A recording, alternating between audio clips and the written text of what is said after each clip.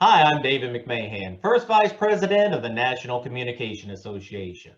I'd like to welcome you all to the 2020 opening session, sponsored by the Waterhouse Family Institute for the Study of Communication and Society.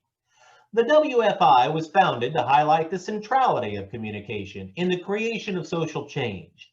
Their goal is to serve as the center of an international network of communication scholars, practitioners, and activists working to create a more just social world.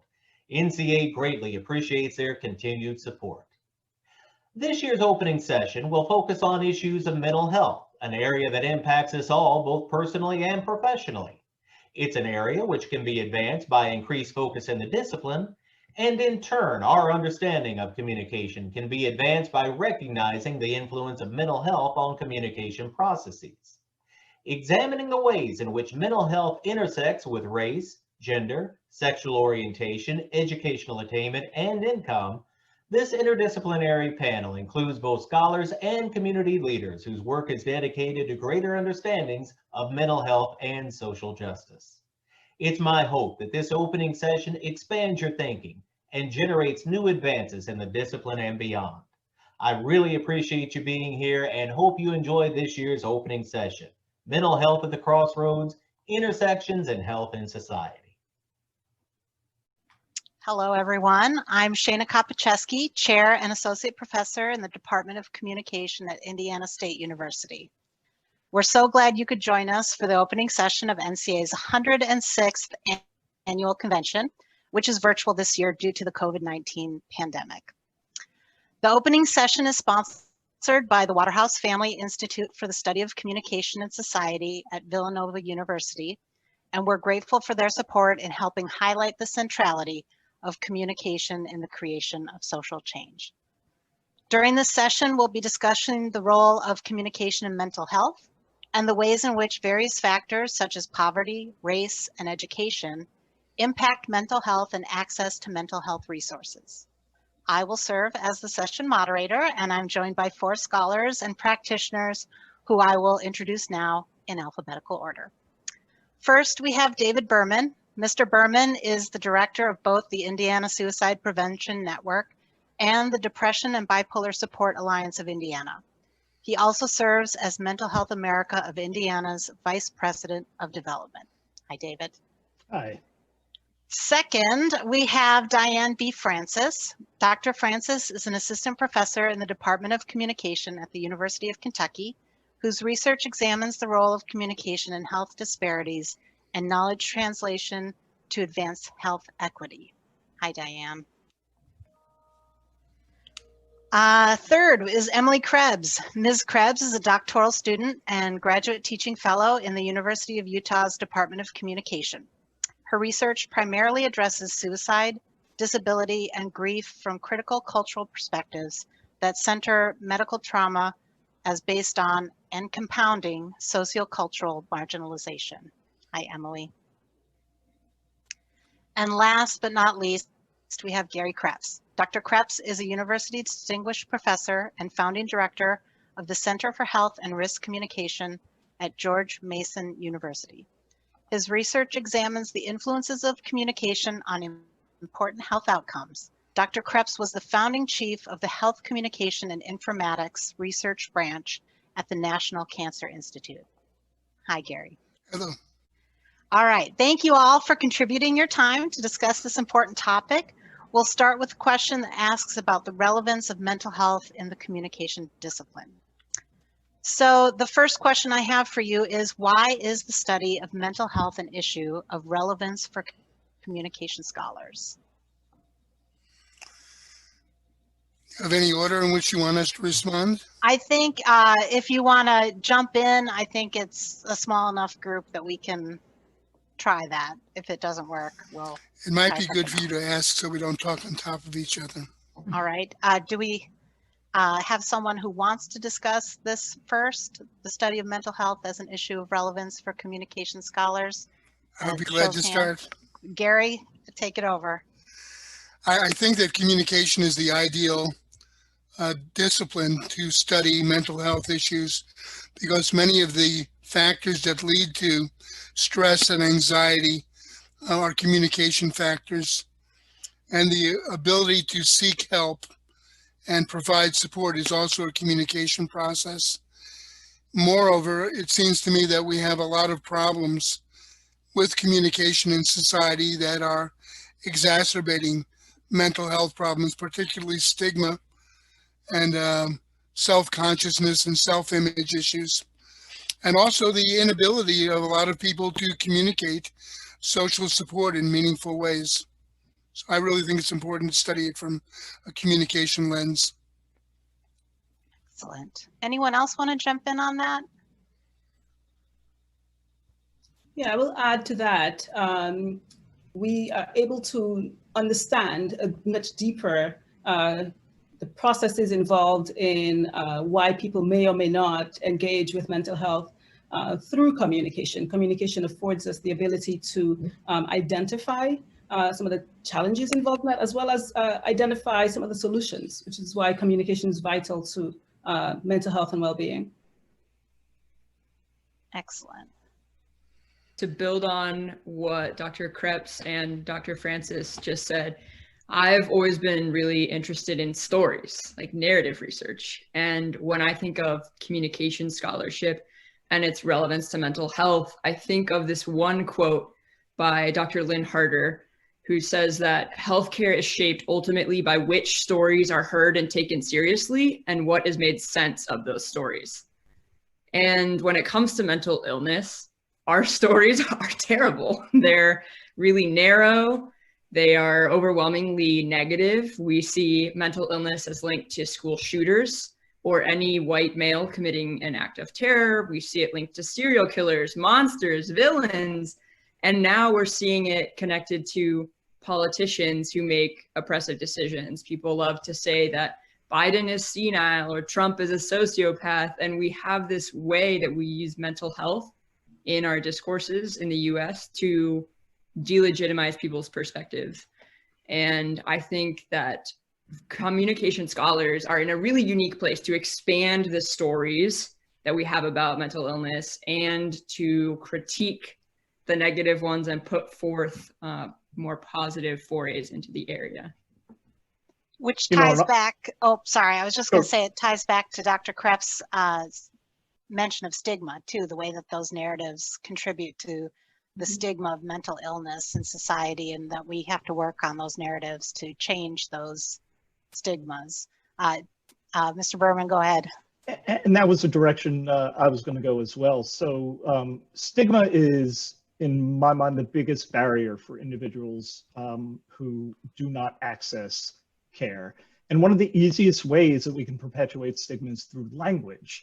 And that leads back to the way we communicate.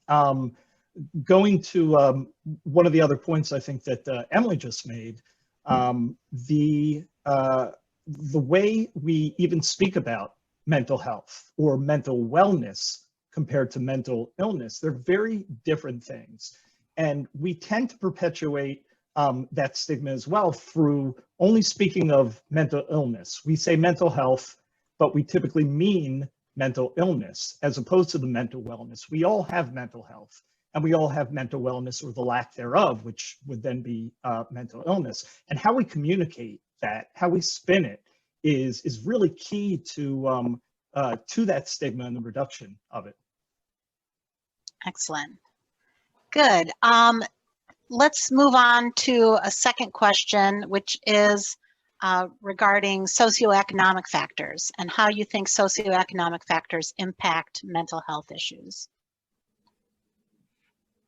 Do we want to start with Dr. Kreps again? Yes, I'll be glad to. It's an issue of really great concern to me because I focus on the area of health equity in my research. And it's often the people who have the least social and economic resources who have the greatest health and equity problems. And it is also the same for mental health.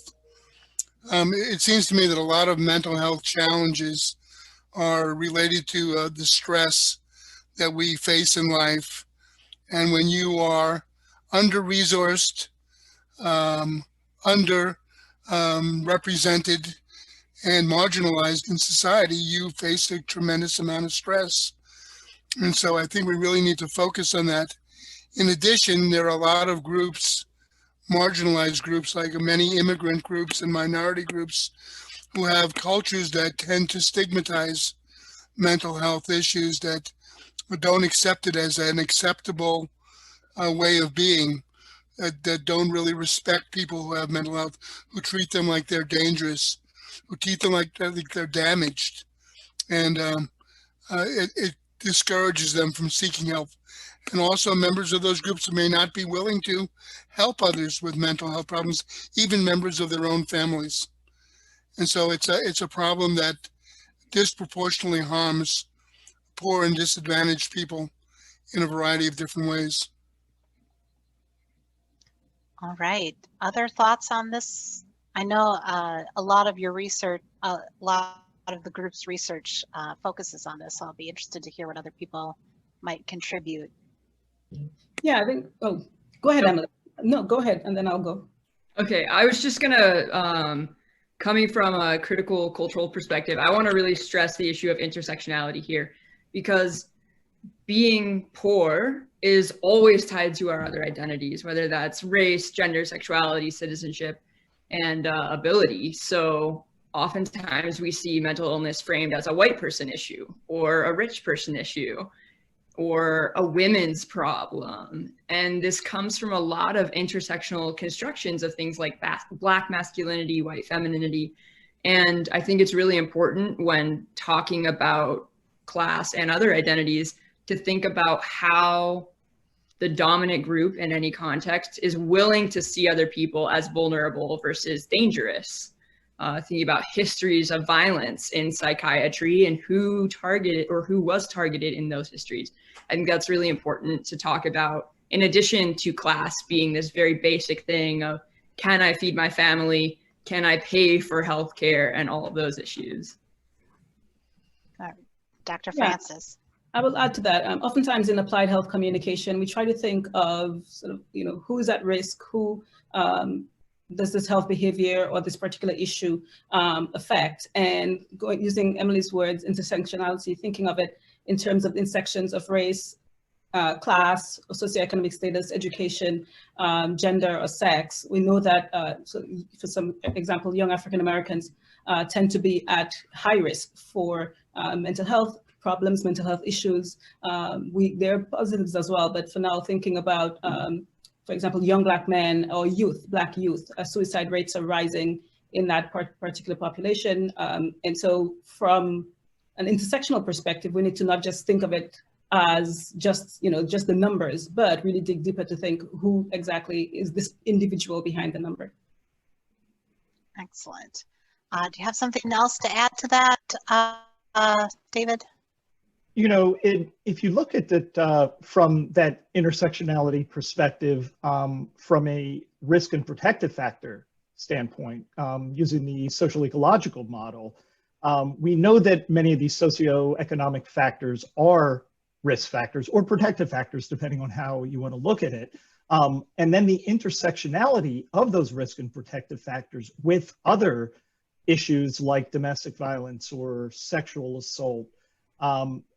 I really believe that our approach should not be looking at these issues on an individual basis, as opposed to eradicating some of these things being a side effect of our focus on social determinants of health, or that equity within the socioeconomic model, because so many of these risk and protective factors, again, the overlap is sometimes 70%, looking at all of these different issues. And so if you look at it more from a perspective of, we want to ensure equity and equality and opportunity where individuals have the ability to succeed, to have food, shelter, clothing, and oh, by the way, we're going to eradicate domestic violence and sexual assault and lower suicide rates and lower the prevalence of trauma-based mental health disorders or substance use disorders.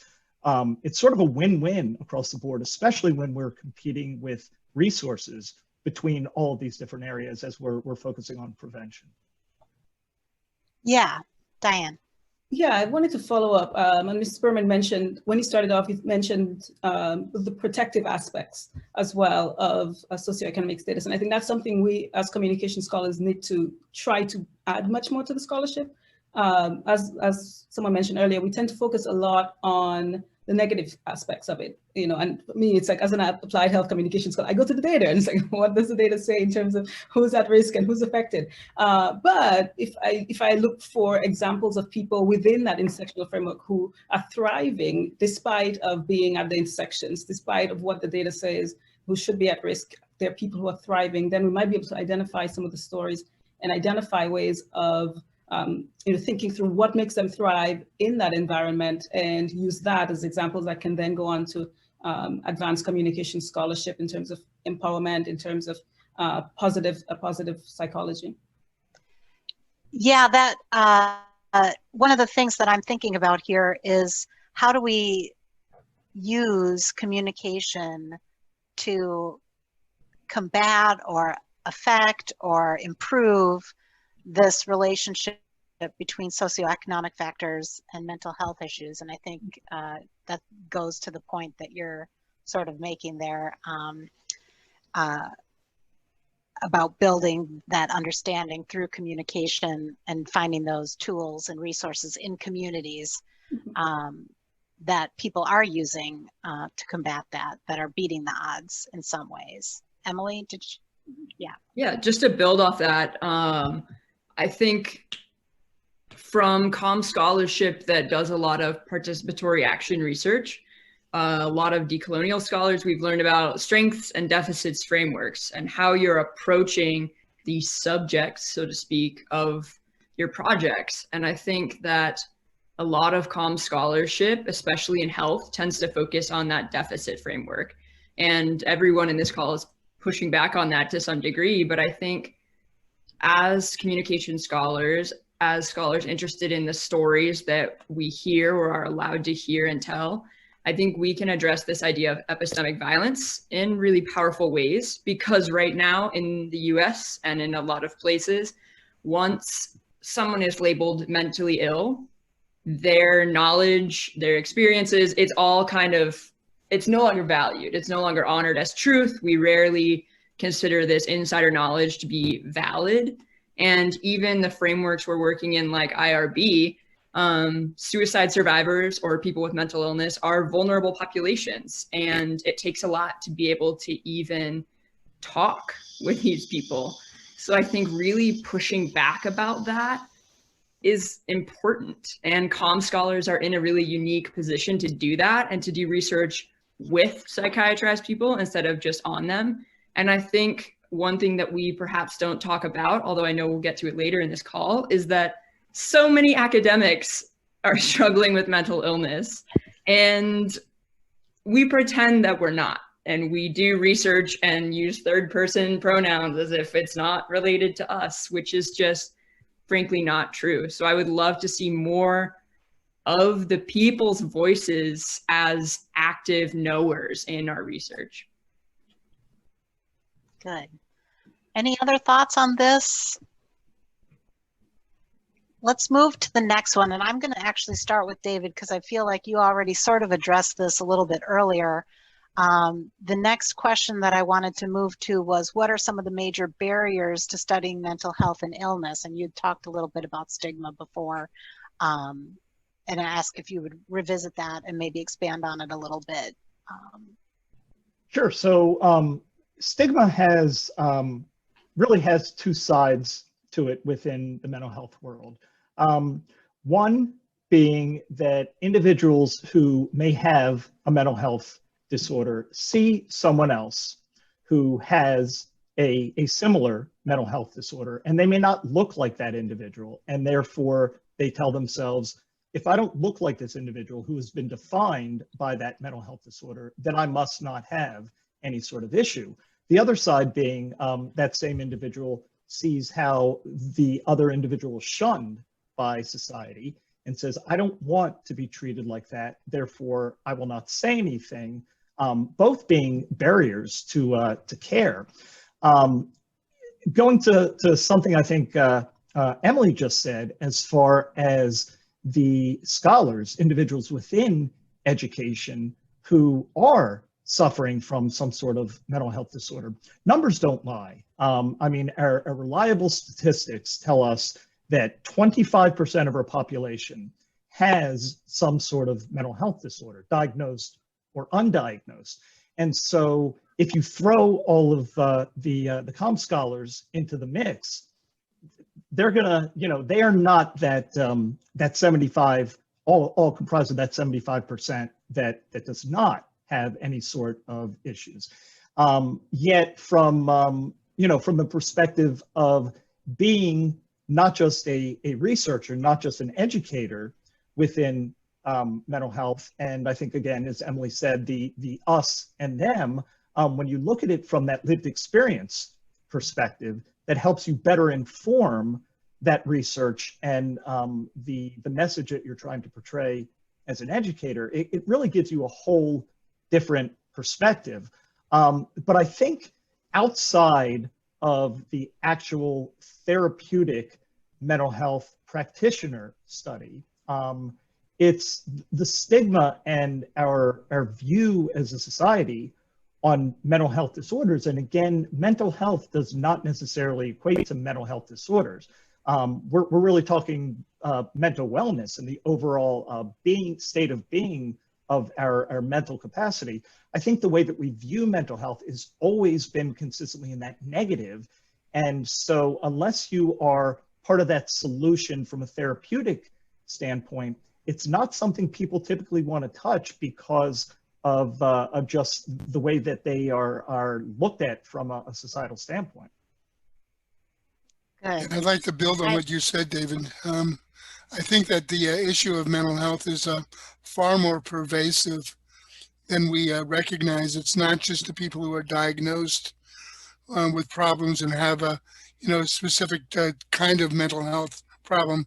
It's a challenge that we all face throughout our lives with dealing with stress, dealing with uncertainty, dealing with problems that we face in interacting with others, and it kind of ebbs and flows. So it's one of these issues that we all can relate to. Now, I think this is a real advantage in terms of conducting research because mental health issues are everywhere.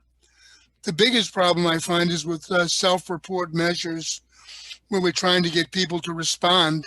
Because of the stigma issue, they may be reluctant. However, I found that if you don't alienate people by, calling them out as being mentally ill and show empathy, that people are very willing to talk about the kinds of mental health challenges they face and the problems they've had in dealing with it.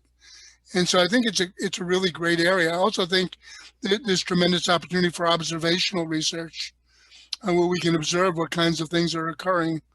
I think maybe we kind of tend to focus too much on self-report data. I think we really need to understand better the experience of communicating about mental health. I would encourage more ethnographic research where we really get an understanding of the culture of mental health and wellness. I also think we need to look at media. And media are one of the biggest opportunities for educating people about mental health, but it's also one of the most oppressive factors for reinforcing negative views of mental health and reinforcing stigma. And so we need to understand how different media affect mental health, especially new media.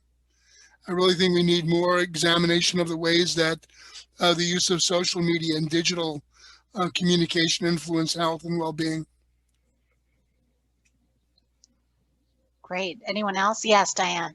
Yeah, I'll jump off where Dr. Kreps left off. I think so. I've been studying some of these things in terms of understanding the role of new media and trying to understand the spaces where people might engage in conversations around or might talk about mental health or might not. In terms of, I've looked at social media and looked at hashtags that might emerge after people talk about their health issues. And that's one space where we might have more ethnographic type data if you can't be in the field essentially for months on end. These are organic environments that allow us to see what people are saying just unprompted. And what I'm seeing in my data sets that people are willing to admit that they might have a health issue. People, as in a lot of the data sets I look at, tend to be majority Black folks talking about mental health on social media. And in that environment, that sort of safe space, they're willing to admit that they might have a mental health issue. They are willing to admit some of the cultural barriers to addressing the issue, some of the individual as well as some of the societal barriers to addressing that issue. And so as someone studying communication, I think it's important for us to look beyond, as Dr. Krebs said, look beyond the self-reports or augment the self-reported data with more ecological data, things that are happening naturally in our environment, and seeing what are people saying, what are people not saying, what's the role of stigma, what's the role of their individual families, what's the role of the communities. That's a really great way of getting back to your point about how socioeconomic intersections and communication. And so that's one way of addressing it. I also agree with trying to identify what's in the media environment and seeing how that is associated with mental well-being, broadly speaking. Thanks, Mr. Berman, for bringing us back to that language, away from just mental health and illness to mental well-being. I've done research where we looked at cancer survivors who played video games, and looking at whether playing video games was associated with things like flourishing, things like psychological well-being. And that's something that we found a positive association in that context. Playing video games is seen as frivolous for some people, right? It's like, why are you playing this video game? But for a lot of people, it provides a sense of connection for them. It gives them a chance to, if you're in a hospital, then you can connect with your grandchild who's home through video games. So it's those kinds of things, those type of new media environments enable psychological well-being, mental well-being for many segments of the population. And we need to continue to do those things and study it in communication. Great. To kind of extend that as well, which everyone has started saying, it just, for me, the biggest barrier to studying mental health and illness and well-being in our field is that people think it's a health comm issue. But every sub-discipline in our field has stake in this issue and has important perspectives to share here. Because I'm a doctoral student, I think I get exposed to this more often. I just finished coursework, but every semester you're taking a series of classes on different topics. And if you want to apply them to your areas of interest, you have to do that with different methods and different theories and different ways of going about research. So I've done the kind of traditional social scientific work, interviews or things like that, but we can also talk about mental health from rhetoric perspectives. I wrote about involuntary intake forms. We can apply queer theory or disability justice. We can talk about pedagogy and how mental health appears in classrooms.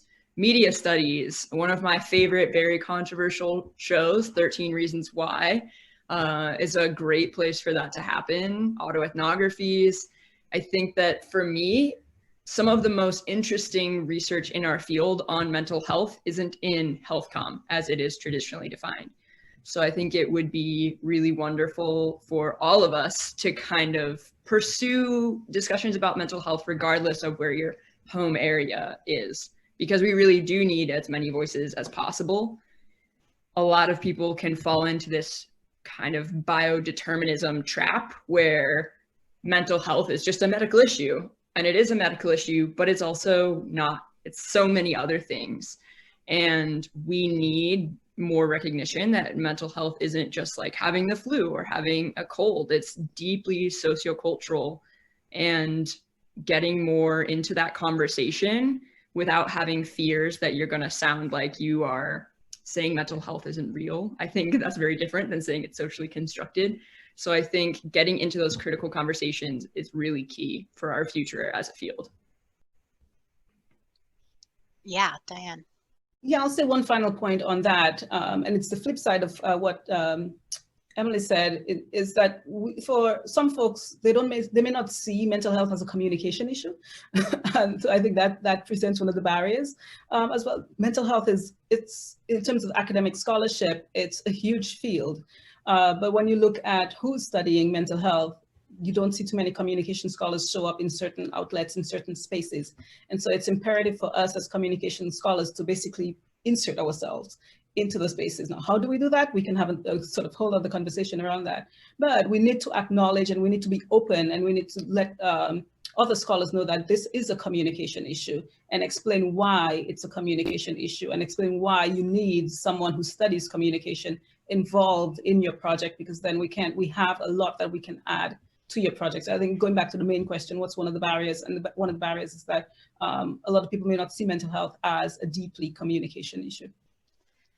That's a great transition into my next question, because the next thing I was going to ask is about how we utilize communication. You talked about inserting yourself into the discussion. How do we utilize communication to build a more open conversation and a culture of openness regarding mental health and well-being? We've talked a lot about the research and some of the issues, but how do we take communication and build that towards solutions and ways forward from this? Yeah, Dr. Kreps. Yeah, I think we really need to normalize the issue of mental health and make it a more accessible and discussable issue, instead of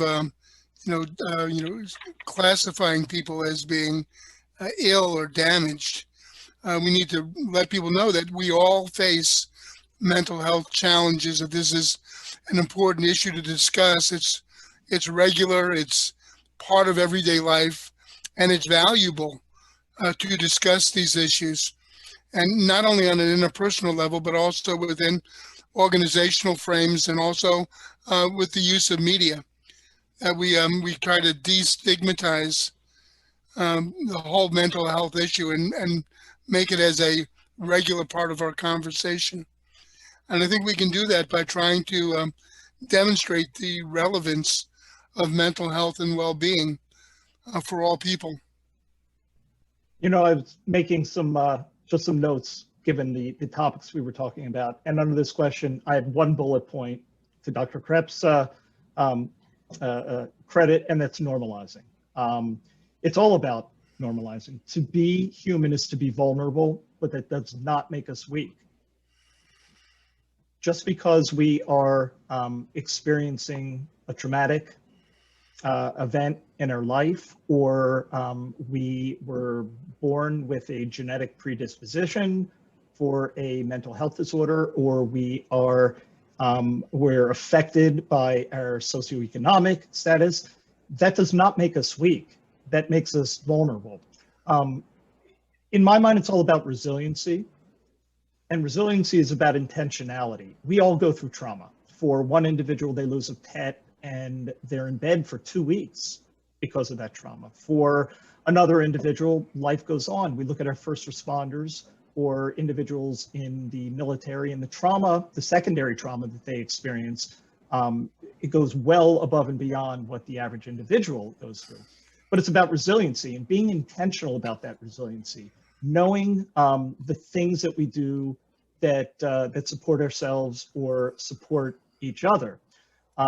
Being intentional about the way that we think and the way that we act, being intentional about ensuring that we have the ability to get through to the other side. That's all normalizing. All of that is normalizing that on any given day, any one of us can go through the same thing that another goes through, and that it's an okay thing. And through communication, whether it be through the media, whether it be through social media, new media, whether it be through the entertainment industry, the way we portray that is key to being able to normalize and ultimately destigmatize so many of these things. To respond to the topic of normalization, I think disclosure is a big part of this. I'm very open in a lot of academic spaces about suicidality and mental health issues. I write about it, I teach about it, and I think that's really important. Unhinged disclosure just all over the place, of course, is not ideal, and we can't expect everyone to do that. But for those with the privilege to be able to make some disclosures, I think that's really, really powerful.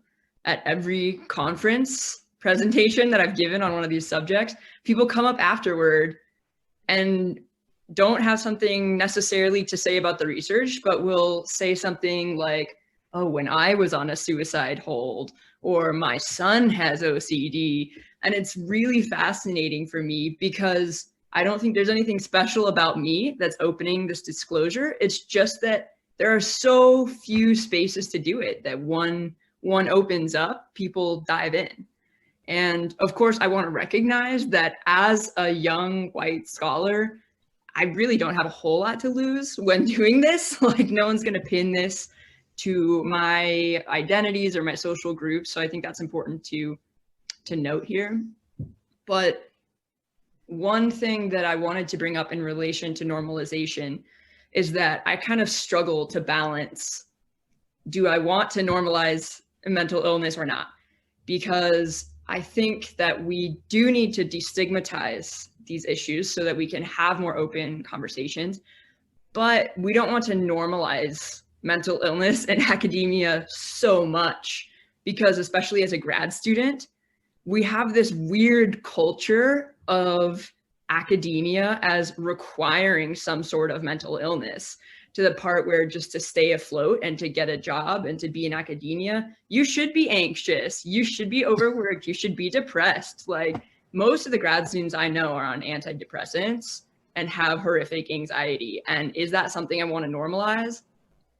No, you know? And so it's this tricky balance of like destigmatizing, but also making sure that when we create an open culture for these conversations, we're not just normalizing the struggle as a positive, if that makes sense. Yes. It's like hazing, right? Like everybody goes through it, and that's, you know, you come out on the other side, and you don't want mental wellness to be a form of something you have to go through in order to make these achievements or whatever. Absolutely. Yeah, Dr. Francis, I didn't mean to jump on you. No, that's okay. You did the right thing. I was going to say, in the process of building open conversation, one of the things we need to recognize, particularly as we move towards destigmatizing and normalizing, is that everyone starts at a different place. Every person, every community starts at a different place. And so if we understand that, if we're able to acknowledge that, then we can identify ways of building on that. So so one person might already be open, as Emily mentioned, being open about disclosure. And some communities are quite open about disclosure. Other communities are moving towards that, and other communities are completely closed off from talking about mental health, talking about mental well-being, whether it's a positive or negative aspects. In some communities, you just don't talk about it. You don't talk about the fact that you have a great day. You don't talk about the fact that you have a bad day. You just, accept what it is. If we need to understand that baseline before we can move towards identifying ways of addressing, building open conversations. That's a great point. Lived experience looks very different for not only every person, every culture, every society. There are ways to talk about lived experience. There are evidence-based ways that we ensure that we don't talk about it in a way that is going to glamorize, for example, suicidality or mental health experiences. And so that's another thing to be careful about, how we share our stories, how that lived experience is conveyed. The other side of the coin is recovery looks different for everyone. Very different paths of recovery, both within the substance use world as well as the mental health world. And so we need to be cognizant of the story that we're conveying and how we're conveying that, and who our audience is, understanding that it looks very different for different people. That kind of made me think too of this idea of the pretty mental illnesses, because people tend to be okay with discussing things like anxiety and depression. But then when you bring other issues into the mix, God forbid suicide, but also things like disassociation, multiple personalities, things like that, people tend to shy away. And I think that in building an open culture to have conversations about mental health, we have to be willing to get into the messiness. Whether you love the DSM categories or not, we have to recognize that mental health can be really messy, but that's not a reason to stop having the conversations. It's a place to dive in deeper.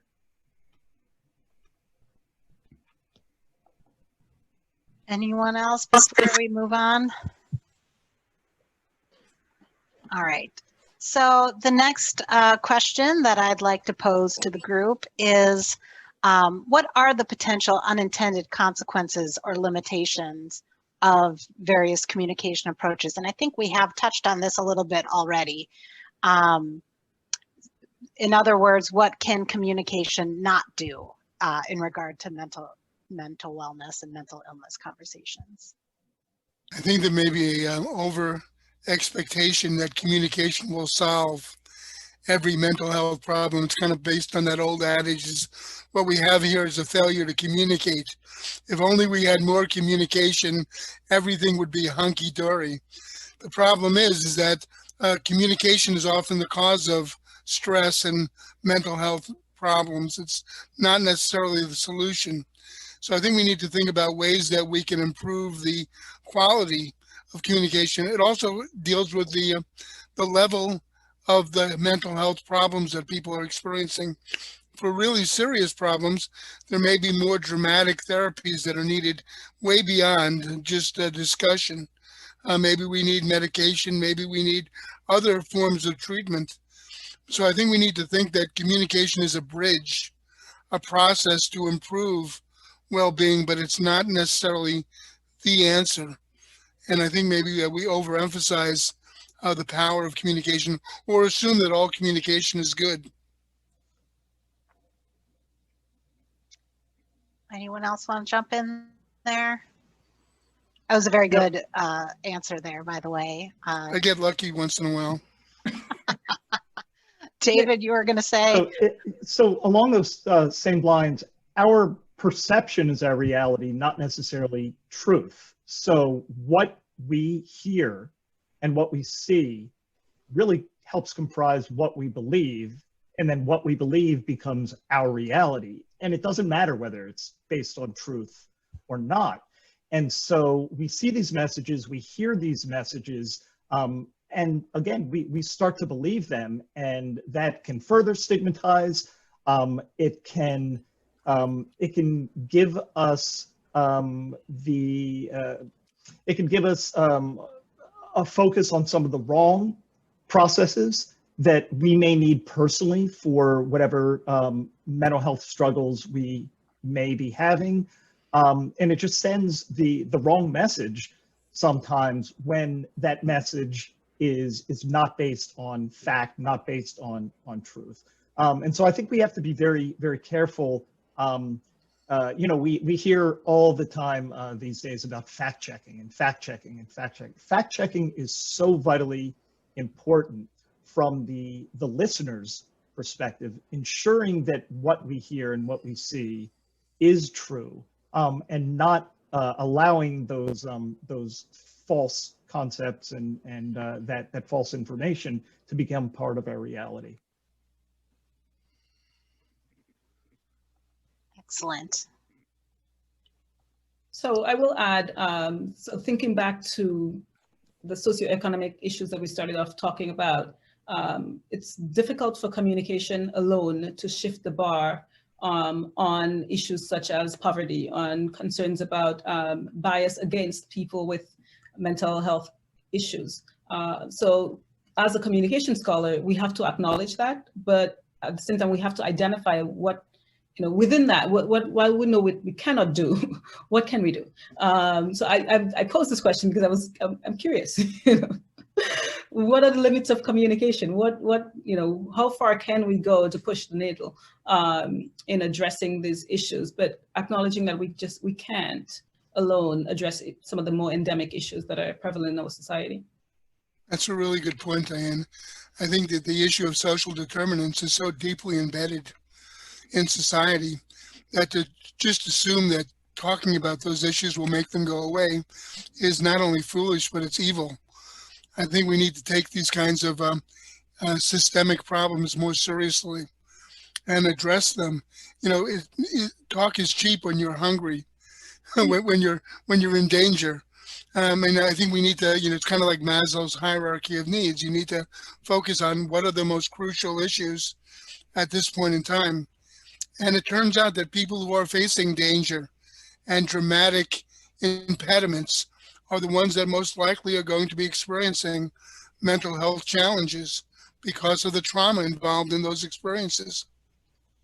It's so funny that I was thinking the exact same thing when you said that, Dr. Kreps, that not only is talk cheap, it's also inexpensive, which is very different. And because talk is inexpensive, I think a lot of the burden is put on communication to be able to solve those problems, because there is a lack of willingness to put some of the much needed resources financially behind some of that change that needs to happen. To kind of take this in a different direction, though I think that's really interesting. For me, the biggest limitation of communication research on mental health is that there isn't scientific research that's backing a lot of what we know about mental health today. So at the end of the day, we need more chemical and neurological research. And this is something that the last two directors of the National Institute of Mental Health have argued. Thomas Insel in 2013 got a lot of flack for pointing out that the DSM is not based on laboratory science measures.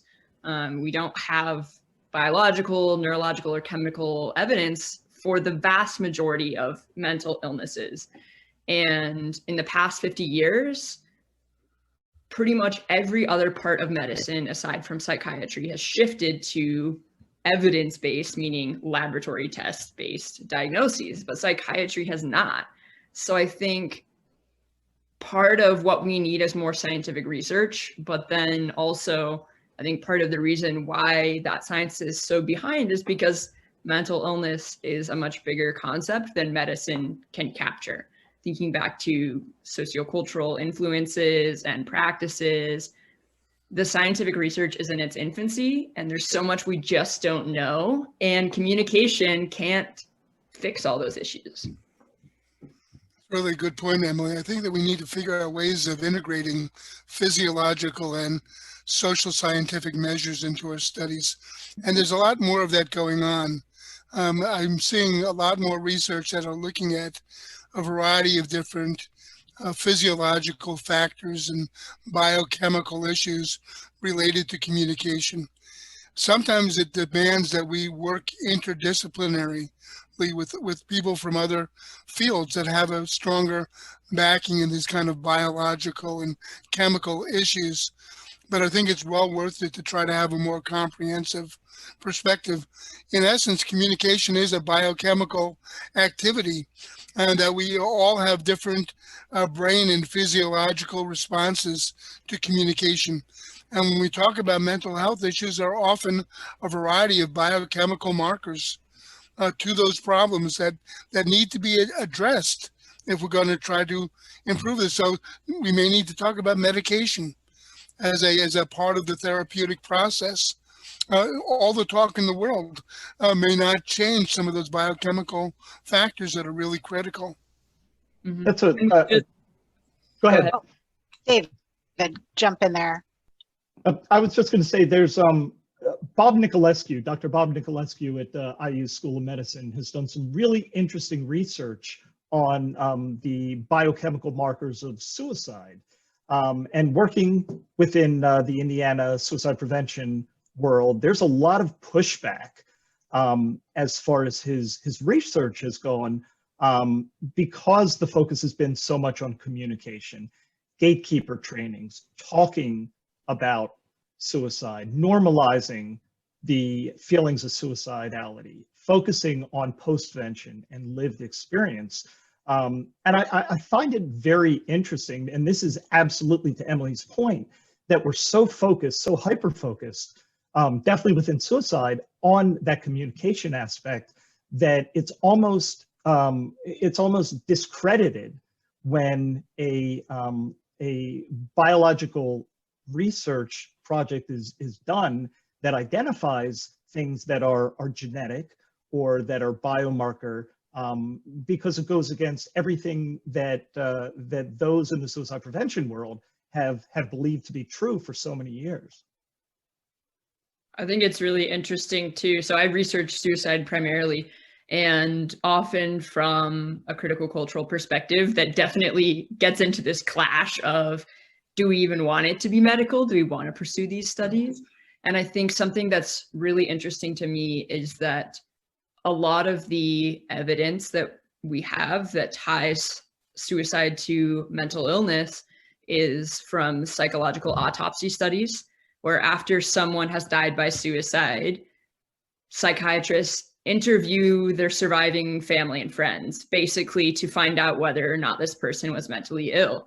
And not surprisingly, they're almost always found mentally ill because they just killed themselves.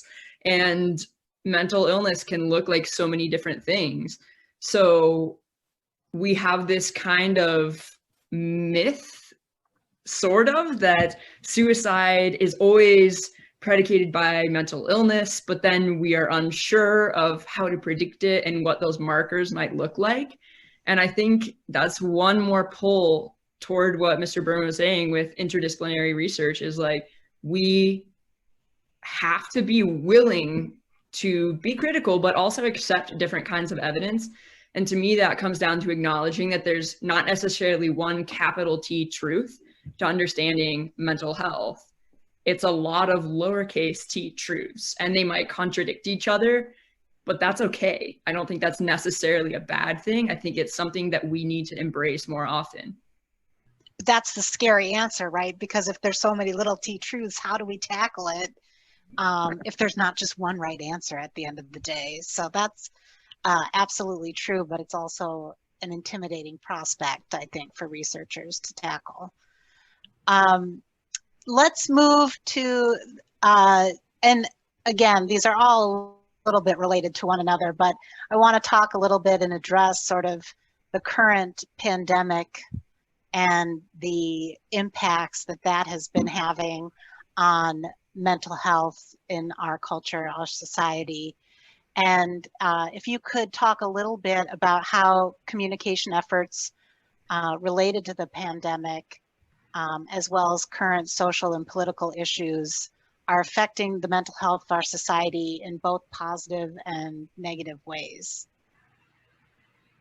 So I've been studying the pandemic quite a bit and writing a lot about it recently related to communication. And, you know, it's never a good thing for mental health to be change your lifestyle dramatically, to have tremendous uncertainty, to be in fear. And all of those things are happening to people now. They're not choosing to stay at home. They have to stay at home. They're not choosing not to go out to entertainment venues and interact with their friends and families, but they're forced to do that. And there's a tremendous fear of contagion and infection, with growing numbers of people becoming infected, becoming ill, and dying. It's very depressing for people and very frightening. So inevitably, levels of stress and uncertainty are increasing, leading to problems. Isolation is increasing, people feeling lonely, feeling alienated and disconnected. So it's a really big issue. And we are seeing the rates of mental health problems and suicide increasing over the past several months. And we're probably going to see this for a long time. This has been a really traumatic experience. At the same time, I think there are things that we can do to try to moderate some of these factors that are leading to mental health challenges. I've been really working hard with my classes that I teach online to provide social support and encouragement to my students and for each other. We're very connected. We're trying to use these as opportunities to, bridge the isolation that we have. And I think there are a variety of other ways that we can do that as well. So the pandemic is a really big challenge, and we need to really be aware of it. I think it's going to change our psyche for a very long time. Yeah, Dr. Francis. Yes, I will add to that. The pandemic was and is a major mental health event for just about everyone. And so it's not a kind of event where we can say, well, let's try to see who was not affected and see how the pandemic has affected, one group of people. It's a kind of natural experiment where everyone is affected. But add to that the intersection for many folks of political and social issues. And then political and social issues have compounded some of the anxiety, some of the isolation, some of the loneliness that the pandemic brought on earlier. I was following some research from Pew Research Center that showed that for Black Americans, their mental health outcomes, anxiety went up in May and June following the deaths from George Floyd and news of Breonna Taylor and news of Ahmaud Arbery and those types of events. So whereas for many other folks, March was a high anxiety time and anxiety levels started decreasing, for Black folks, it went back up, in that time frame, and it's elevated, and it's that sort of compounds the issue. But for communication, though, many folks are reaching out to online communities, reaching out to digital communities as a way of using communication to ameliorate some of those things. We're talking about it. They're engaging with family members through digital means, and that is providing an avenue, a communicative avenue, to be able to address some of the potential mental health issues that might be emerging. I want to add one more thing in terms of some of the positive aspects of that. Very early in the pandemic, one of my colleagues sent me an Instagram posting saying this DJ is having house parties, just to help people out. And I was like, okay, this is interesting. I've done research on sort of celebrity announcements and celebrity events and how those types of things can foster conversations and information seeking among young people. And so I became interested in the potential positive outcomes of types of events that can help people through the pandemic. And so it's that kind of thing where, as communication researchers, if we can put that out into the literature and say, here's an impromptu way of, helping people along. If you know of something positive that's going on in the community that's live streamed, just those simple types of things can help people get through some of the negative aspects of the pandemic. It's really interesting. I've had the privilege, having been asked by the state of Indiana to provide oversight to our FEMA-funded crisis counseling program, which typically occurs after a disaster, some sort of event. And this is absolutely one of those events where there is no us and them, there is no epicenter, there is no inside the hot zone and then outside of the hot zone. We know that in all events, approximately 30 to 40% of the impacted population, including first responders, will have a new mental health related issue specifically from that event. And so the affected population in this standpoint is basically everybody. So my point being that the stories that I'm hearing from our crisis counselors that are manning our crisis helpline through Indiana 211 here, or my other mental health care providers who are community mental health centers that are working with individuals working for Department of Corrections or for Department of Child Services or for Department of Education. The stories that I'm hearing are typically not those acute-based mental health stories. They are not those individuals that are on the edge of the cliff thinking about jumping off. They are mom and dad who can't imagine doing another year of e-learning with their kids and balancing their job. And suburbanites who can't imagine losing their job, but they know that it's going to happen. Or individuals that are worried about the outcome of the election, or worried about or concerned with social unrest.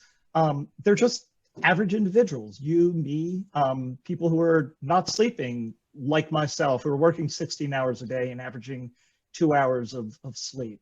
And so there's that side of it where it's individuals telling their stories that are just every average day folks who are not necessarily the ones that we would expect, the typical stories that we would hear.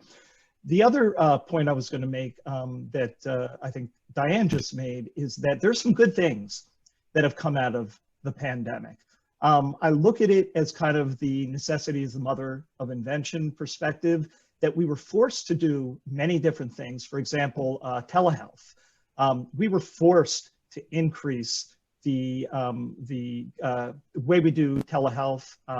And we look at some of these things in retrospect and we say, wow, why didn't we do this all along? It makes so much sense, whether it's from an access to care or cost effectiveness perspective. As far as communications go, this has really changed the way that we communicate with each other. I know for myself and my family, March, April, we were talking all the time. I mean, every single day, 3 times a day, you're checking on your family and your friends. Hey, how are you doing? Are you okay? And then it sort of petered off once things started to open back up again within various states and communities. And now we're sort of at that heightened place again because of political reasons and social reasons, and that the numbers we're seeing are going up, I think, from state to state. And so there's some good things that have come out of this communication-wise. I think we're more vigilant about our friends and our family. Hey, how are you doing? Used to be a verbal wave, and we'd walk down the street or in our classrooms, halls, workplace. Hey, how are you doing? And you know what? We didn't care. And if you stopped to tell us how you were doing, our heads would spin because we don't know how to respond. And we are becoming much more hypervigilant and ensuring that we are taking the time to listen because of things related to the pandemic, something I hope will perpetuate moving forward. But there are some good things from a communication standpoint, I think, that have come out of the last 7 months. I live in Utah, which has been on the news a lot lately for some less than positive reasons. And we've really seen this kind of dual response to the pandemic, where on the dark side of things, we're in this kind of post-truth politics where the very existence of 230,000 plus dead Americans is up for debate and considered a conspiracy. And that's really hard for those of us who are living in places where that belief is dominant, but also for those of us who are dealing with loved ones who believe this. It's not always an enemy without a face. Often it's people who are very close to us. And taking precautions is snowflakey in a lot of these circles. So it's hard to feel safe and loved and to maintain mental well-being while that's going on. And for those of us who are high risk for any reason, like, we've hit this very real kind of scenario that feels a little apocalyptic here in Utah, where hospitals are actively rationing care. So they have to quantitatively decide whose lives are worth saving and whose are not. And that's mind-blowing, frankly. The pandemic is just exacerbating a lot of these extant health disparities that have always been in place. People with medical disabilities, people living on reservations in Utah, older folks, working moms, people without safe homes or any homes. It's awful to watch, but like Dr. Francis started the conversation, there are also some really wonderful things happening here in Utah and around the nation and the world. And the biggest thing that has been uplifting for me to see is the mutual aid networks that are happening, where just regular folks are sending meals to people, doing grocery runs, dropping off medications.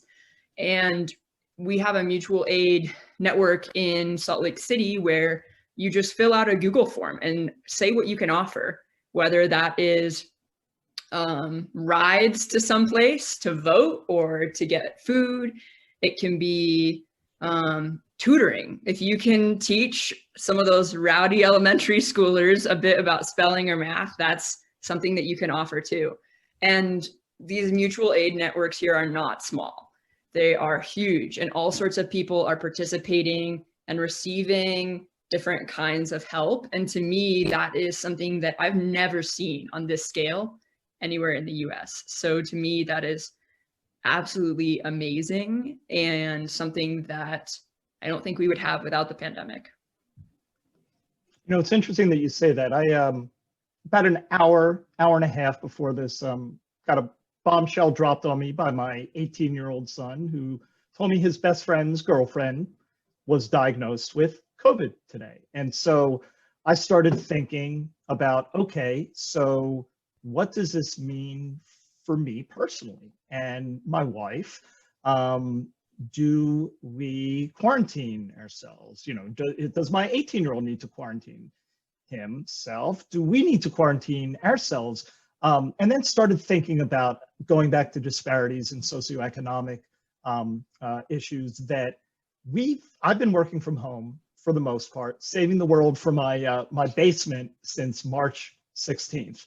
And so if I needed to quarantine myself or my wife needed to quarantine herself, we're fine. We have jobs. There's no issue.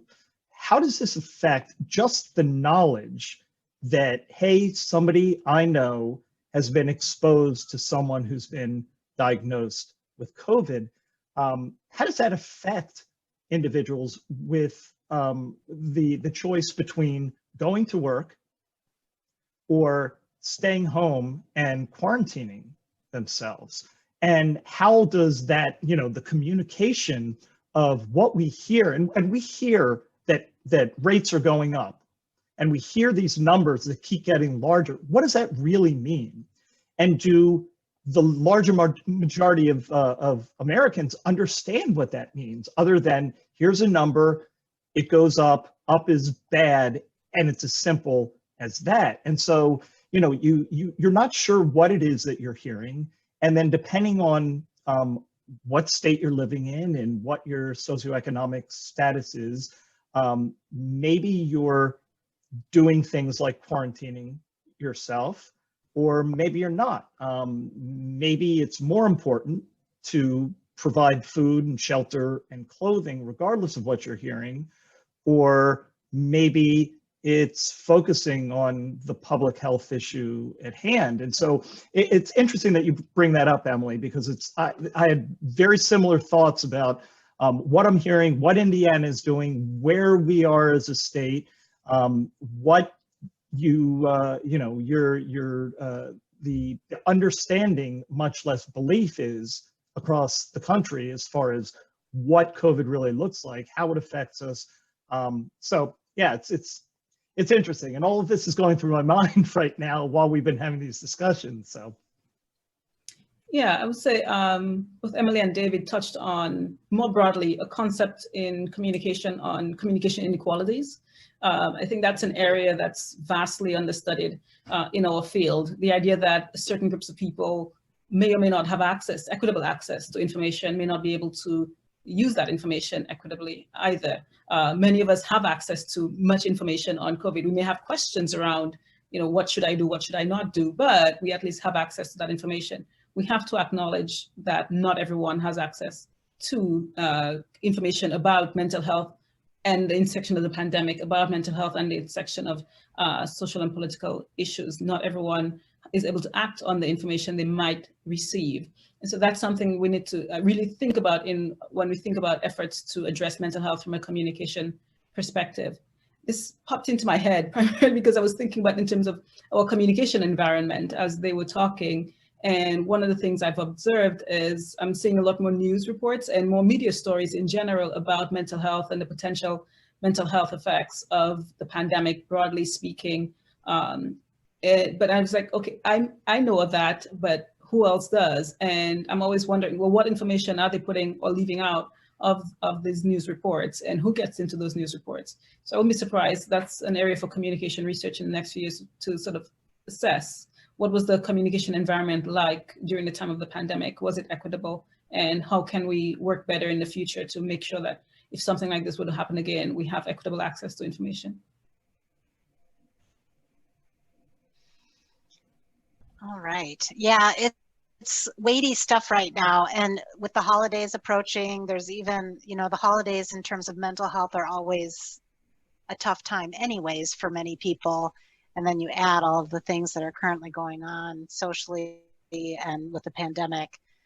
It's going to be, this year feels like a real critical point in mental health in America, for sure. So with that being said, we'll go to sort of the final question, which is to ask about we've touched on some of this too, but I'd like you to talk a little bit about some examples of research and intervention programs in particular that communication scholars are working on or have conducted. So sort of that applied, what's happening in an applied sense with communication and mental health and well-being, to sort of end on a positive note of what's happening tangibly in the world that we can look forward to. So I'm working on 3 projects right now dealing with communication and mental health. They're all using different methods and different focus areas.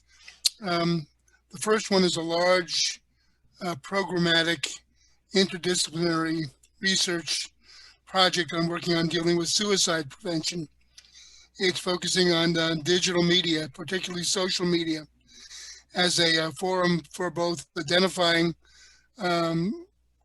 likelihood of committing suicide and also for intervening to help people become more resilient, to reduce the chances of attempting to conduct suicide.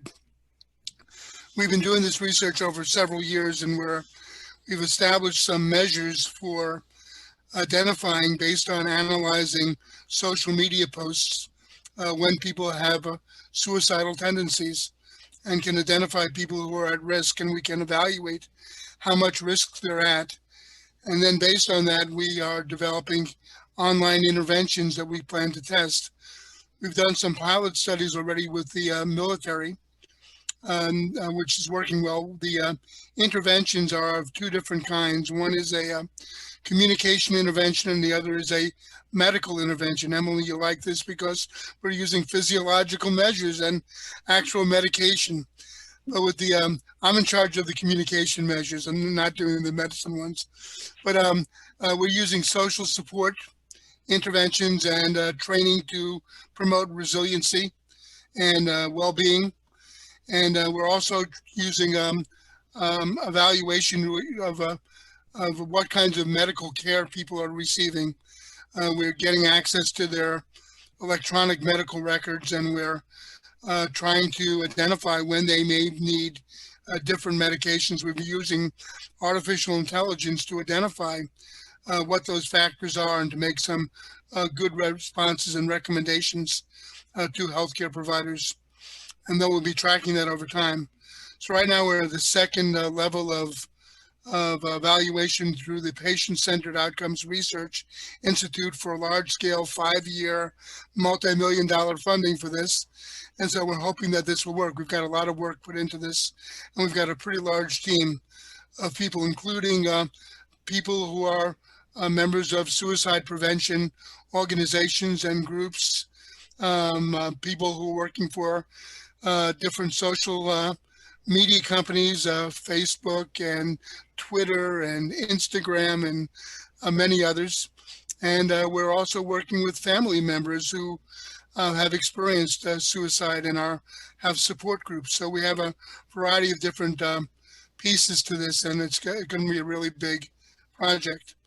The second study is a really different one. It's a surveillance research program based on a large survey research program I developed for the United States.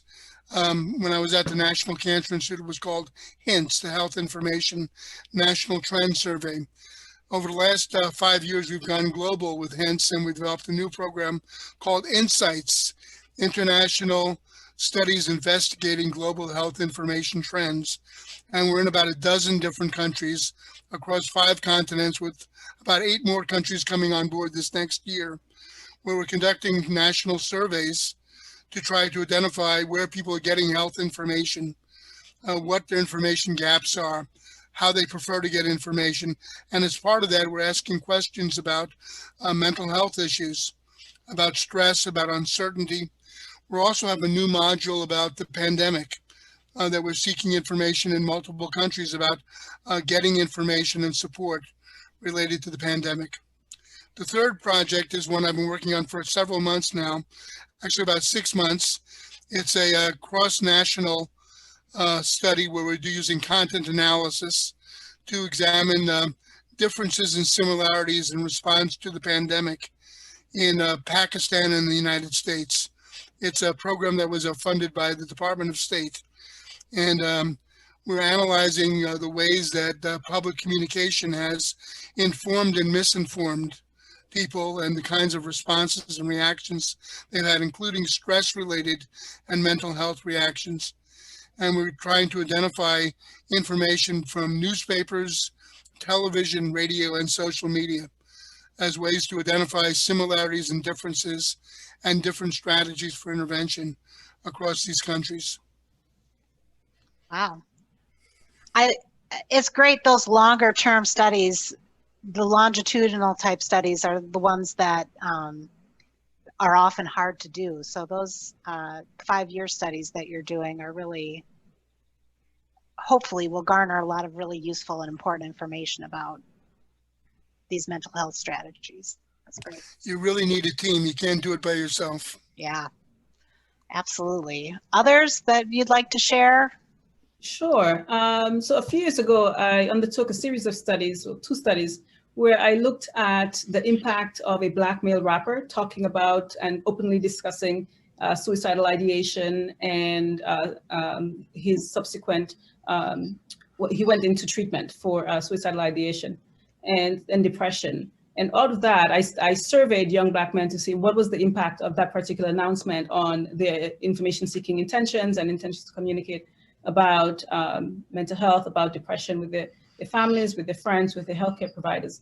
And what I find is that those types of mediated environments tend to foster positive well-being and positive communicative actions among subsets of people.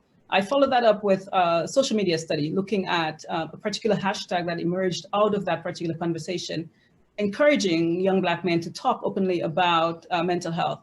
And in that social media conversation, that's when you started to notice that there are segments of that population who are quite open about this is I'm taking medication, and this is the medication that I take. This is how long I've been on there. But also this is why I went in, or I'm afraid to tell my family members that I'm seeking help, or so there's some of the sociocultural issues, some of the individual issues emerging. But also again, it fostered a positive environment for people to be able to engage in that environment. And I'm seeing very much similar things currently, where if prominent people are willing to talk about the impact of the pandemic on their lives, then that encourages the people in general public to be open about what's going on in their own lives as well, and say, well, if someone like this is suffering or is having a negative, impacting them negatively, then I'm not the only one doing that.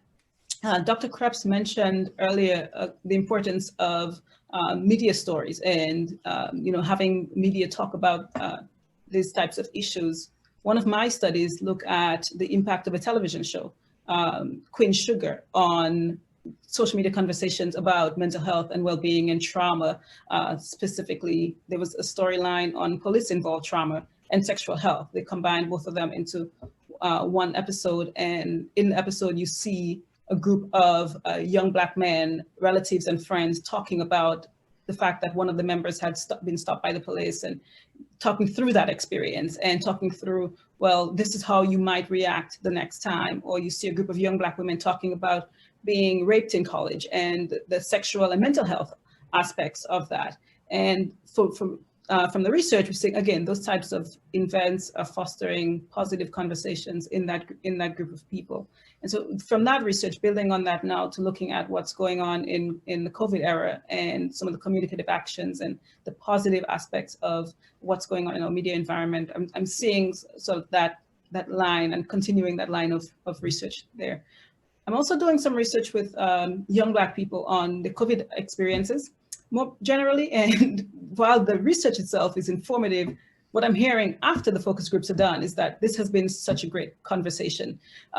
So it's almost like turning into an intervention for them, in the sense that I brought you in to talk about one thing, but then out of that, this is the first time that they're having these types of conversations in months, and first person that they've really talked to about their experiences for the past few months. And so I'm thinking of how do I sort of look at that, and how do I reach back out to them to see, what impact that having these conversations have on your well-being, because it wasn't intentional, but from those conversations, I'm hearing quite positive things from people just being with each other and talking through that. So I think there are multiple opportunities for both using communication to understand what's going on right now, as well as Dr. Kreps is doing, trying to identify ways of intervening in some of the more negative aspects of the pandemic. Excellent, great. Anyone else? David, Emily? Emily. I'll share really quickly. I think we're kind of lagging, frankly, as NCA behind a lot of other nations and a lot of other places in mental health research. And I would love to see more of it at conferences and in our publications. But we are starting to see a mad turn in disability communication studies, which is really promising to me, because it takes a strengths-based approach to studying psychiatrized people. So it's no longer this deficit framework. We're seeing more research that is with and by people with mental illnesses, which is really powerful. And I think we're also starting to move beyond these curative frames where we're looking at mental illness as something that we have to just strike out and it's always bad.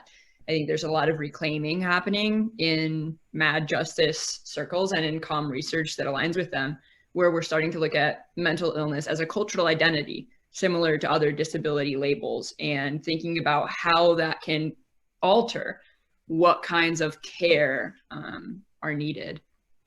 And for me, the project that I've been working on for many years in many forms is actually analyzing stories shared by suicide attempt survivors, where I'm interested in why they wanted to die, how they responded to care if they got it, and more importantly, the big question, which is what would make you want to stay alive? Not what would make you stay alive, being strapped to a bed somewhere, but what would make you want it? What conditions could we change, or what feelings are you having that you need to go away for that to be the case? So I'm really interested in more comm studies that are coming out that are focused on that kind of opening doors, as opposed to pinning down the one right path, but looking at those lowercase t truths, particularly for involuntary psychiatric care.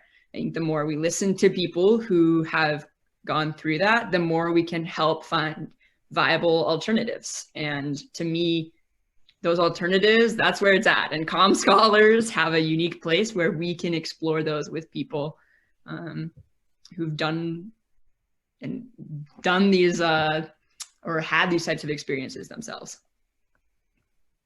Great. So being on the mental health professional side as opposed to academia, I'm going to take a different approach because I'm not doing any research projects, but I am fascinated and in awe by everything that you guys have in the plans.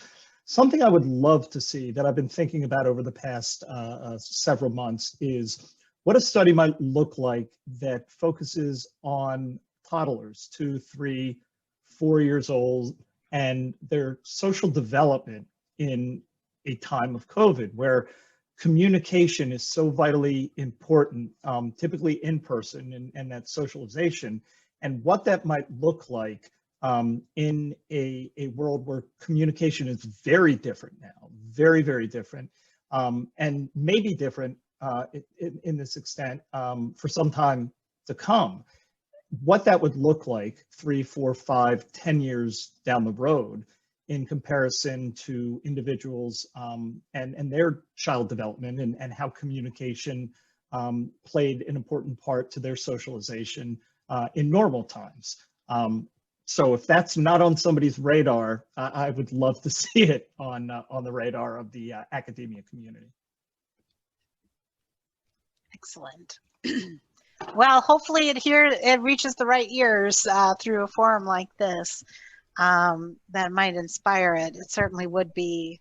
It does seem like we've hit a lot of milestones culturally in terms of communication that will be changed for a long time. Like right now, we're talking about Zoom classrooms, Zoom interviews, and frankly, probably those things are going to stick around in some way, shape, or form more than they had been prior to the pandemic. And so it's a brave new world for communication out there, that's for sure, in terms of some of the impacts that this pandemic will have.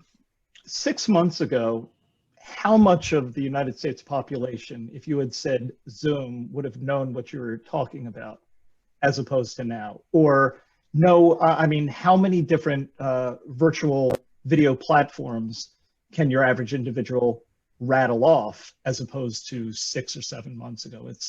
I think it's here to stay. I would agree with you, Shana. Yeah. All right, well, I am going to wrap it up then. So that does wrap up the NCA opening session. Again, we want to thank the Waterhouse Family Institute and especially Brian Krebs for their support of this session, and many thanks to the 4 panelists for their excellent conversations on this important topic. It's been really good having you all here and to hear your different perspectives on mental health and mental wellness, especially in 2020. So thank you very much for your participation.